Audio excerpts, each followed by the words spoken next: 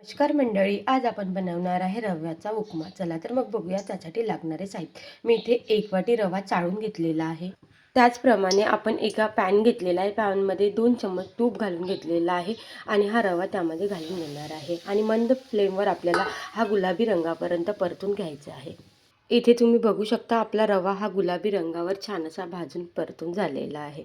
त्याच पॅनमध्ये आपण 2 पळी तेल घालून घेतलेलं आहे. त्यामध्ये आपल्याला ही शेंगदाणे रोस्ट करून घ्यायचे आहे.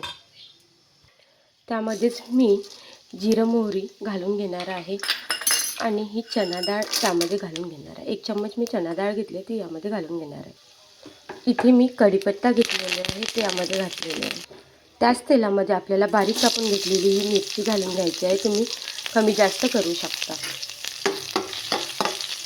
त्याचप्रमाणे बारीक कापून घेतलेला बारीक उभा 2 कांदे घेतलेले आहे. त्याला छान असे बारीक चॉप केलेले आहे ते सुद्धा यामध्ये घालून घ्यायचे. तुम्ही यामध्ये तुमच्या आवडीच्या व्हेजेस घालू शकता. मी इथे फक्त टमाटर घालत आहे. एक बारीक कापून घेतलेलं टमाटर घालून घ्यायचं. त्याचप्रमाणे आपल्याला अर्धी चम्मच साखर घालून घ्यायची आहे आणि चवीप्रमाणे लिंबू पिळून घ्यायचं आहे आणि चवीप्रमाणे आपल्याला मीठसुद्धा यामध्ये घालून घ्यायचं आहे.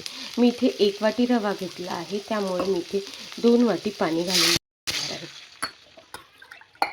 या प्रकारे 2 वाटी पाणी. लागलं तर तुम्ही कमी जास्त वरून घालू शकता. रंग येण्यासाठी तुम्ही थोडं तिखटसुद्धा यामध्ये घालू शकता. या पाण्याला आपल्याला एक उकळ काढून घ्यायची आहे. नंतर आपल्याला आपला रवा यामध्ये घालून घ्यायचा आहे. पाण्याला एक उकळ येत आहे, त्यामध्ये मी हा रवा घालून घेणार आहे आणि छान मिक्स करून घ्यायचा आहे. इथे थोडं आपल्याला मिक्स करून घ्यायचं आहे. एकदम टेस्टी आणि झणझणीत असा आपला इथे उपमा रेडी झालेला आहे. तुम्ही बघू शकता एकदम सुटसुटीत उपमा रेडी झालेला आहे. तुम्ही इथे 2 मिनिट वाफ देऊन हा रेडी उपमा खाऊ शकता. Like, share and subscribe. Thank you. आमच्याकडे केला आहे tasty and delicious upma. Like, share and subscribe. Thank you.